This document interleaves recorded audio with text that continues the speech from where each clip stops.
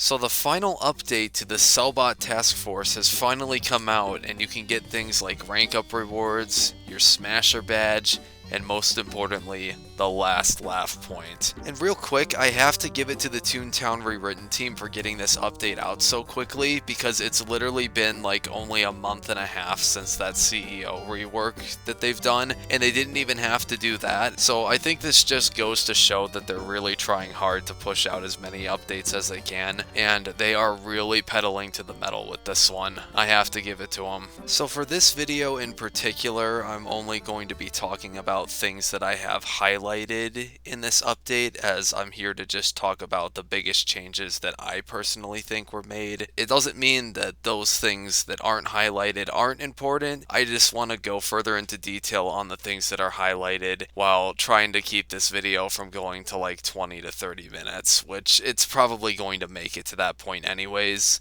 So let's just dive right straight into it and let's get started. So the Sellbot Task Force was the biggest thing that was added in this update, and it's a lot more than just about adding in the last laugh. There's a lot of new tasks that go into this, and there's also a finale that leads to you getting that last laugh point.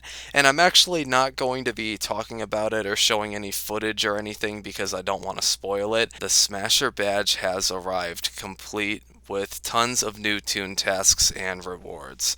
So finally, we have gotten the fourth page in the sticker book showing all the badges that we get to receive, and it's pretty cool that we finally get the Sellbot Task Force to be 100% completed. It's all there. Everything that leads up to getting that last laugh point, that's what the Smasher badge is all about. You get all those little colors in your pages, and it leads up to getting that last laugh point. Toons can now earn the final laugh boost, bringing the new max laugh to 140. Like I said at the start, the max laugh is now 140 laugh, so it's a good thing that now we can get to that level. Upon earning the Smasher badge, Toons can pick one level 7 gag to carry 2 of. This is very interesting to be able to carry 2 level 7 gags. That means you could do things like carrying double the wedding cake, double the operas, double the Toontanics. You get 2 level 7 gags that you can carry at the same time, so you could literally rapid fire wedding cakes, like just do 1, 2, 3, 4, 5, 6, 7, 8, if like everybody got 2 wedding cakes on them. The gimmick has been unboxed. With this device, you could see when and where Sellbot field offices are going to drop before they drop. Additionally, you can view all known locations of existing field offices. And when I looked at this, at first I wasn't too sure what exactly this was, but basically they added in the gimmick inside of the Sellbot Task Force underground, and it just lets toons that are a part of that know when exactly field offices are going to drop down in certain places for the future. So it's slightly different than what you see on the Toon HQ boards that any toon can see. Those are the active ones that are happening in the moment, but the ones in the Sellbot Task Force are not only just ones that are still there, but also ones that are going to be there in the future, and I think that's a really cool feature. So moving on to the Sellbot field offices themselves, the Boiler's moves have been slightly rebalanced with some differing attack values, as well as being smarter depending on the current situation. I'm also going to acknowledge the second one. The Boiler's move accuracies have been slightly adjusted. Previously, accuracy increased with the difficulty tier of the field office, but only attack damage increases with each tier now. Now, this has been an interesting update because I went and have fought several field offices since this update has gone up, and I haven't noticed too many differences in the attack patterns. So if you want to check out my full video linked in the description of me doing a full raw field office, I don't really feel anything too different with them, but I guess it's different now, so I guess that's just what they did. Slow burn will no longer apply when defeating the Boiler. When the battle ends, you're safe. I'm happy they decided to do this because it was just kind of annoying taking that extra damage at the end after defeating the Boiler plus all the cogs. So now you're just safe once it's all over. There's no more slow burn done to the toons. The The Sellbots have shaken things up with a second surveillance room layout.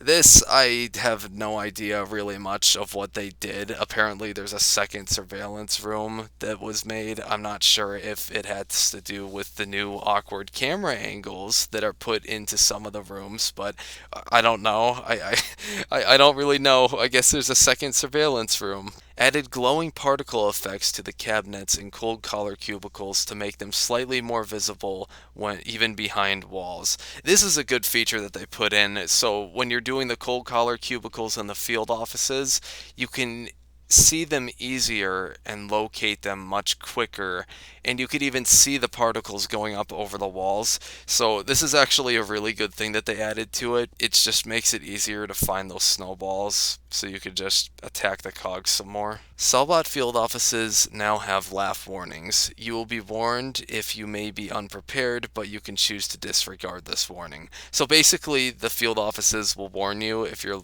laugh is too low, then it'll probably say a message saying, hey, it's too dangerous to go in here, but you still have the option of going in, of course. And this is good, so that way a bunch of like low tunes don't just run in there and get themselves killed, but I do think it might get annoying after a while if people like Ubers do this stuff. That message is just going to come up nonstop, but I think this is a good change that they put in. User interface. Goofy's Gag Shop has gotten a facelift. There is an all-new interface for buying gags within the building, as well as while riding the trolley. So what they did here was put in something that probably could have been added a while ago, and it was the ability to save all of the gags that you have bought, so you can easily buy them with a few clicks instead of manually clicking on all the gag tracks and buying each gag one by one. Tunes can now save and load their usual gag setup at the gag shop. That's exactly what I was talking about.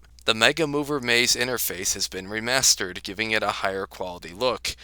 Again, I did multiple field offices and I didn't see too much of a higher quality look, but if you guys take notice of the difference, then please tell me in the comments below. Added a feature that allows you to see if a district is in the process of being drained by our technical operation tunes for maintenance. So I've only seen this happen like twice, and apparently it's one of the districts in the sticker book turns orange instead of red, and you just can't enter the district because stuff is going on. I don't know like what exactly is happening, but I guess we get a warning now for when a server is undergoing maintenance.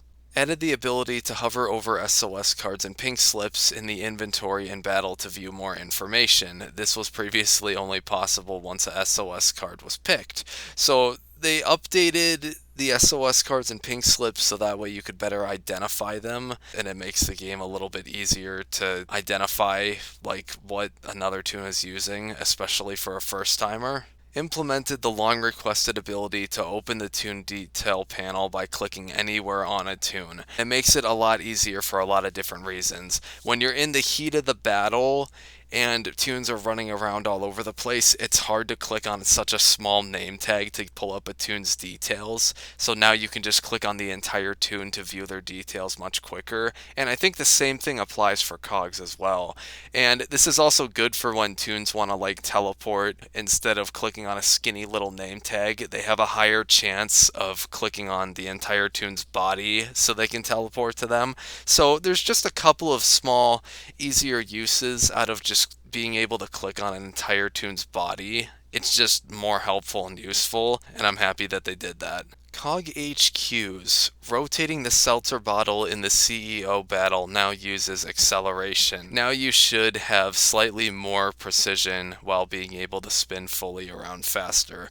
I haven't fought the CEO just yet, so I might provide a little bit of footage showing what it's like and what the differences are. All laugh requirements for Cog facilities have been replaced with laugh warnings, and now depend on your max laugh rather than your current laugh. So this is kind of like what they did with the field offices that I mentioned earlier, where they put a laugh warning in front of the building if a low tune tries to go in.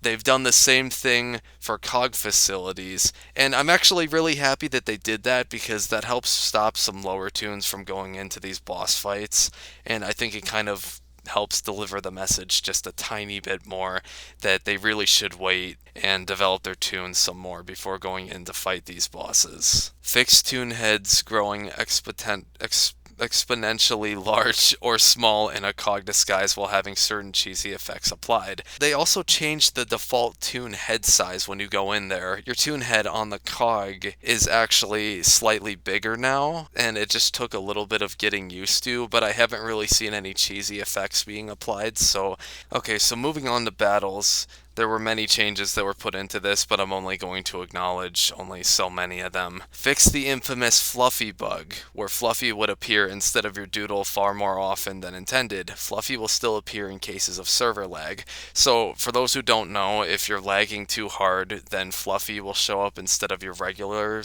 doodle, and that's probably just for the sake of keeping the game progressing forward without having to search for your doodle up at your estate or like whatever's on your tune ID or whatever data's going through. Instead, you'll still see Fluffy, but just not as much as you used to. Fixed a bug where SOS tunes would miss if another gag in the same track went first and missed. So this is what happens if like another tune uses like sound or drop before another tune uses SOS gag of that same such.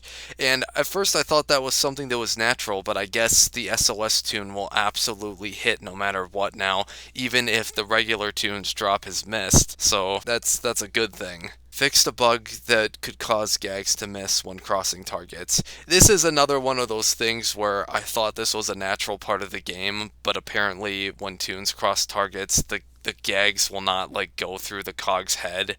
Like I've seen like birthday cakes just go through like Mr. Hollywood's faces, and it just looks really weird. So they finally patched it, so that's a good thing, even though again I thought that was a normal gameplay mechanic. Fixed an issue where battles would be invisible upon entering an area, particularly affecting streets and the Sellbot factory interior. That was an issue back then when you would enter a Cog HQ. You couldn't see any cog fights until it was too late, and you would run into what seems to be an invisible battle, but now you can see those battles right away as soon as you enter. So no more running into invisible battles, guys. We're saved. Audio. In the options menu, sound level changes should now feel smoother. Yeah, they feel smoother. In the title screen, music now remains in sync when fading between the two versions. Not too sure what's going on there, but I think they just made it easier for the music to fade into another different soundtrack so it doesn't just cut off instantly, kind of like animation blending. Fixed a bug causing Spooky Surprise Unites to reset music levels to max, ignoring user preferences. It's June right now, so like July, August, September, October. It's 4 months away, so I guess when people use those Spooky Surprise Unites, it just helps like from like resetting the music, so that's a good thing, I guess. Make-a-Toon. Now this one's pretty fascinating to talk about, so I'm going to talk about it for a little while. When using a tune rewrite, you can now mix and match specialty colors. For instance, you can now have a black cat with periwinkle arms, as long as your tune's head, arms, or legs keep this specialty color after rewriting. You can still change any part of your tune back to that color later. So what they did here was make it so that you can rewrite a tune that is a specialty color like a black cat or a white polar bear, and you can give that tune different colored body parts while also maintaining that special unique color that you can only get once per year. And then you could also have, let's say, Toonfest blue arms that are exclusive to Toonfest, and then you could also have spooky purple legs from Halloween. So you could have like a combination of 3 different specialty colors that would look unique on your tune. And I think this is actually really cool. I like that ability to do that stuff, and it's been done in other Toontown private servers, but the fact that it's here on Toontown Rewritten now just feels kind of cool and special. You have the ability to do that now. I still hope for the ability to make like true custom color selections someday, but for right now, this is as close as we're gonna get to that, and it feels pretty cool. Okay, so the final things that they updated were miscellaneous, so everything is a bit more random now. Doodles can now be renamed in the pet shop for a small fee. So now, instead of having a Toon name rewrite, you can now do a Doodle name rewrite. Added an additional gibberish word for cats and horses, bringing them up to the 3 words that other species have. This I felt like acknowledging just because I haven't really seen it happen yet, because I haven't seen anyone make any spelling errors, but apparently cats and horses have like another little phrase that shows up when they actually say something incorrectly. Level 7 gag trees have received some small tweaks to account for the new level 7 gag reward. Upon picking from the tree, you will only receive 1 gag even if you can carry 2. So the way it used to be was you would pick it from the tree and you would get 1 level 7 gag like normal, but now that you can hold 2 of them, you'll still only receive 1 level 7 gag. So if you do the task and get access to 2 wedding cakes, and you use them both and have 0, if you pick your wedding cake from your tree, you're still only going to receive 1. You're not going to receive 2 of them. Addressed an issue where sneaky players could enter a building as it was being taken over by a cog, causing some strange issues. It's far too dangerous in there. I've never seen this happen before, but I know you can walk up to buildings and they say, be careful, there's a cog in there. But I've never seen someone enter a building while it was being taken over by a cog, so that's just really funny to me because I didn't even know that was possible, but apparently it once was. And it no longer is, so oh well. Fixed a rare case where cogs could ignore toons when walking into them. I've seen this happen before where I go to fight a cog on the street or in a Cog HQ and they just stop and then they keep on walking, or I'd bump into the cog and they'd still keep walking like they couldn't detect the toon, but now they won't ignore us. They have to engage us no matter what. And the last thing that I wanted to acknowledge in this video is fixed a bug that made toons infinitely spin in Toon Escape, making the trolley game unplayable. This is something that should have been patched a really, really long time ago, but I'm just acknowledging it in this video now because now you guys know that that has finally been fixed. After so long, they finally fixed it. We can play Toon Escape again. I'm so happy. So that is pretty much it for everything that I wanted to acknowledge in this update, and I know I didn't talk about every single thing that was updated, but I wanted to keep this video more straightforward and to the point and talk about some of the bigger updates that really mattered. And speaking a little bit more on the finale, there is a huge finale that's at the end of that, and I highly recommend that you guys experience it for yourself because I can guarantee you that it's going to be absolutely incredible, and I'm probably going to post my reaction online for when I first do it. Again, I have to give the Rewritten team some credit for getting these updates out quickly because it's only been a month and a half since the CEO rework, like I said at the very beginning of the video. And I know I haven't uploaded too much on this channel, there just hasn't really been a whole lot happening. Maybe I could upload some funny comedy videos or something, but in the meantime, thank you guys so much for watching. Stay tuned. I'm not quitting. I haven't quit yet. If I do quit, I'll tell you guys. And I will see you guys in the next video. And have a good day. Go experience all the goodies. Have some fun.